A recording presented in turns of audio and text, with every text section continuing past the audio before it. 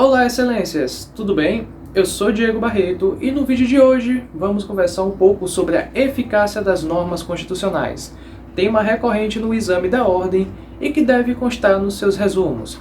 Vamos nessa? A eficácia, conforme a doutrina, é condição de validade da norma jurídica, ou seja, ela regulamenta determinado ato jurídico, seja um ato humano, uma conduta humana, esta última deve corresponder à mesma. Tal eficácia poderá tanto ser jurídica, quando ela tem a capacidade de atingir os fins que a norma preceitua, ou seja, quando ela é aplicável, exigível e executável, quanto poderá ser social, quando é, de fato, obedecida e aplicada.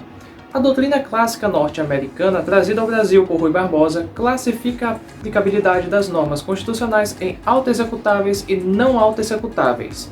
As normas constitucionais autoexecutáveis são aquelas que têm aptidão a gerar efeitos independentemente de qualquer regulamento legal. Elas, por si só, já explicitam o que querem.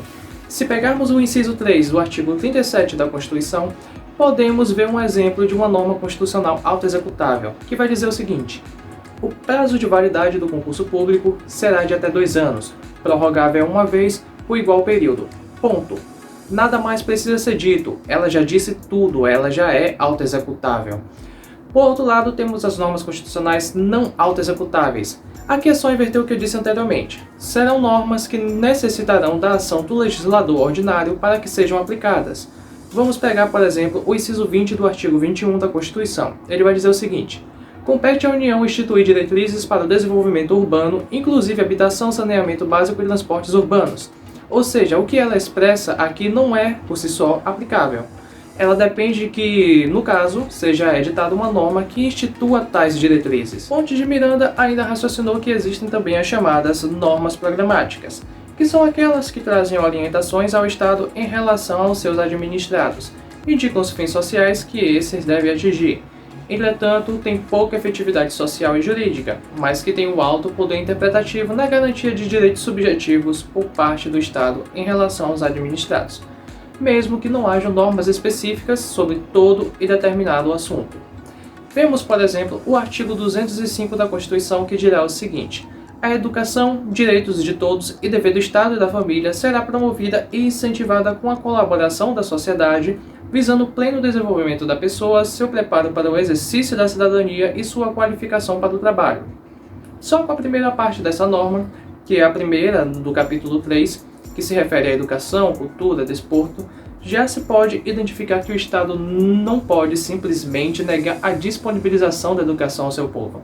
Afinal, é dever desse. Atualmente, a classificação mais utilizada e mais recorrente nos exames de ordem é a de José Afonso da Silva, que dividirá as normas constitucionais em normas de aplicabilidade ou de eficácia plena, contida e limitada. As normas de eficácia plena são aquelas que vimos como normas autoaplicáveis, autoexecutáveis. Elas se aplicam por si só, não necessitando de atuação legislativa ordinária. As normas de eficácia contida são aquelas que já possuem aplicabilidade imediata. Entretanto, seu conteúdo é tão amplo que a mesma confere poder ao legislador ordinário para restringi-lo.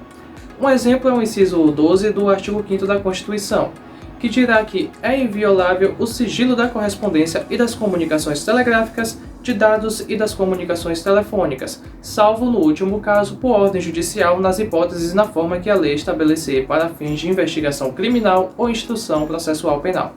Notou algo interessante? Ela mesma diz: nas hipóteses e na forma que a lei estabelecer. Essa norma ela tem um regulamento, qual seja a Lei nº 9.296 de 1996. Mas você pode se perguntar: ora, mas se ainda não houver regulamento? É aqui a principal diferença da norma constitucional de eficácia contida para a limitada que vamos ver a seguir. Isso é muito importante, preste atenção. A norma de eficácia contida dá a possibilidade de o legislador ordinário regulamentá-la, mas caso não exista regulamento, ela ainda assim continua sendo aplicável, continua produzindo efeitos jurídicos da forma mais ampla possível até ser restringida. Por fim, temos a norma constitucional de eficácia limitada. Repare na diferença desta para a contida. A norma de eficácia limitada é aquela que dependerá da atuação do legislador ordinário para produzir seus efeitos. Se ligou?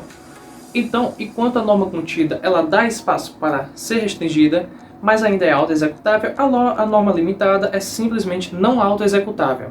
Ela ainda se divide em duas normas.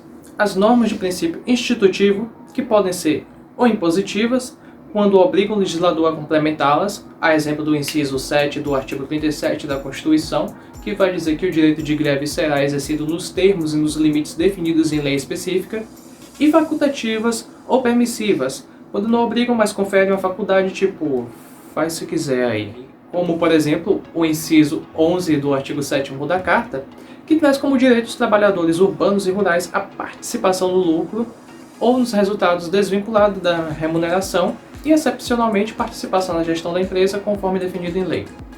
Já a outra divisão se refere às normas de princípio programático. Lembra que eu disse antes com Pontes de Miranda? Pois é, elas justamente vão estabelecer programas a serem cumpridos pelo legislador ordinário ou pelos órgãos públicos. Elas irão orientar o legislador na edição de uma norma sobre o assunto. Com tudo isso, como podemos lembrar das normas de eficácia plena, contida e limitada? Digamos que a norma de eficácia plena é aquela pessoa que come muito sem limites.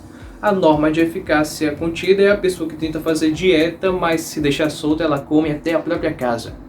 E a norma de eficácia limitada é aquela regradinha que come de 3 em 3 horas e segue todas as recomendações do nutricionista. Com isso, excelências, fiquem atentos e estudem esse esqueminha aqui do lado, que é muito importante, seja na faculdade, no exame da ordem ou em concursos, dentre outros. Se gostaram, não se esqueçam do joinha e se inscrevam em nosso canal para não perder nenhum conteúdo. Em Verbo Excelências, nos vemos em breve. Até mais!